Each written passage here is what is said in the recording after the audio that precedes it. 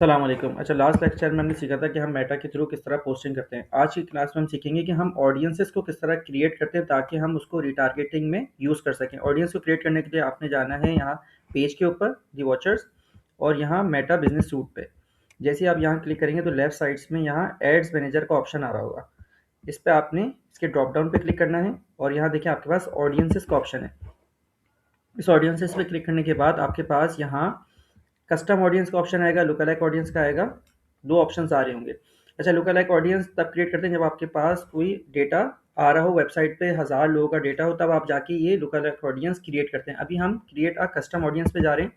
यहाँ आप बहुत तरह की ऑडियंस बना सकते हैं। फॉर एग्जाम्पल आपको कुछ समझाने के लिए बताता हूँ कि एक है हमारे पास फेसबुक पेज। इसको आप सेलेक्ट करके जैसे ही नेक्स्ट करेंगे तो यहाँ एक ऑडियंस आ रही है, people who engage with your page. इसमें लिखा भी include people who have visited your page और taken an action on the post और ad such as reaction, shares, comments, link clicks और कैजुअल स्वैप्स। अगर कोई भी बंदा आपके पेज के ऊपर किसी पोस्ट पे उसने रिएक्शन दिया है, कमेंट किया है, लाइक किया है, शेयर किया है, तो आप उस ऑडियंस को सकते हैं। इसी तरह से एक और ऑडियंस है, पीपल हु करंटली लाइक और फॉलो योर पेज। आपका अगर किसी ने पेज लाइक किया या फॉलो किया, आप उसकी भी एक ऑडियंस क्रिएट कर सकते हैं। तो हम people who engage with your page यहाँ से हम सेलेक्ट कर सकते हैं कितने दिनों का हमें ये डेटा चाहिए।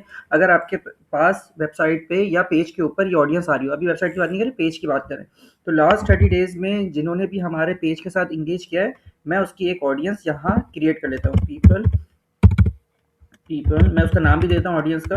और जब हम ऐड चलाना सीखेंगे तो उसमें इन्हीं ऑडियंस को हम ऐड भी दिखा सकते हैं, इसीलिए हम इसको रिटारगेटिंग के अंदर बहुत ज़्यादा यूज़ कर रहे होते हैं। People who engage with my page, इसका नाम आप कुछ भी ले सकते हैं। लास्ट,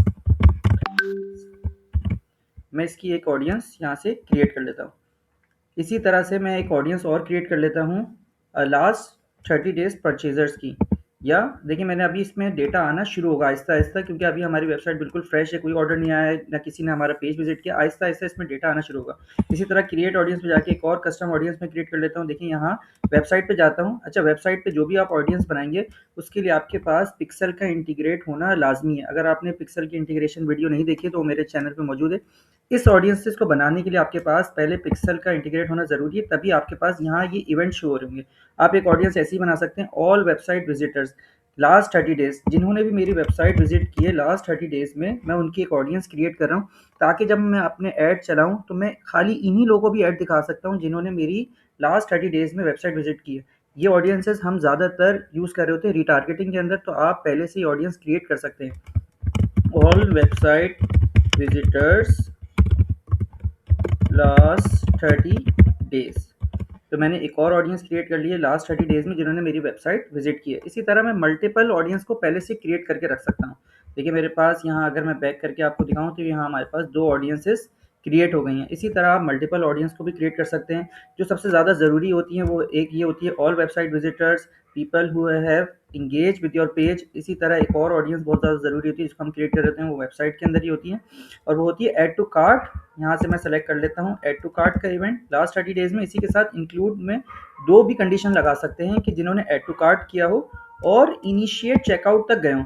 बहुत दफ़ा आपने जब आप ऐड चलाएंगे आप देखेंगे कि बहुत सारे लोग आपका ऐड टू कार्ट कर रहे होंगे। फॉर एग्जांपल 50 लोगों ने ऐड टू कार्ट किया और सिर्फ 5 लोगों ने परचेज किया होगा, तो 45 लोग जो रह गए, जो खाली ऐड टू कार्ट करके छोड़ के चले गए, तो आप उनको ऐड दिखाना चाहते हैं तो पहले आपको ये ऑडियंस क्रिएट करनी पड़ेगी।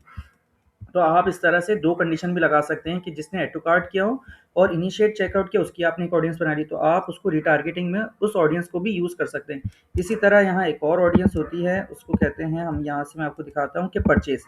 लास्ट 30 डेज में जिन्होंने परचेज कर लिया है तो आप उनको एक्सक्लूड भी कर सकते हैं। फॉर एग्जाम्पल कोई ऐसा प्रोडक्ट है जो आपको पता है कि ये बंदे ने अगर ले लिया है तो लास्ट 30 डेज के अंदर दोबारा ये परचेज नहीं करेगा। जैसे एग्जाम्पल क्लोथिंग में होता है, या कोई अबाया है, कोई अगर किसी ने अबाया खरीद लिया तो आप चाहते हैं कि यार उनको ऐड हम ना दिखाएं, लास्ट 30 डेज परचेजर को भी आप एक्सक्लूड भी कर सकते हैं। तो इसकी भी आप ऑडियंस बना सकते हैं, परचेज लास्ट 30 डेज।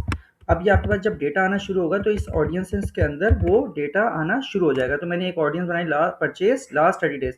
तो जब मैं अगर कोई ऐड चलाऊंगा और मैं चाहता हूँ कि इन ऑडियंस को ऐड ना दिखे तो मैं यहाँ से जस्ट वो ऑडियंस सेलेक्ट कर लूँगा। तो इंशाल्लाह आने वाली क्लासेस में हम जब ऐड चलाना सीखेंगे तो मैं आपको बताऊंगा कि इन ऑडियंस का हम कहाँ यूज़ करते हैं। तो आप आज की क्लास में इतना ही था कि हम किस तरह से अपनी ऑडियंस को क्रिएट करते हैं। तो आपने ऑडियंस पे आना है ऑडियंस पे आने के बाद यहाँ आपने कस्टम ऑडियंस पे जाके ये ऑडियंस क्रिएट करनी है।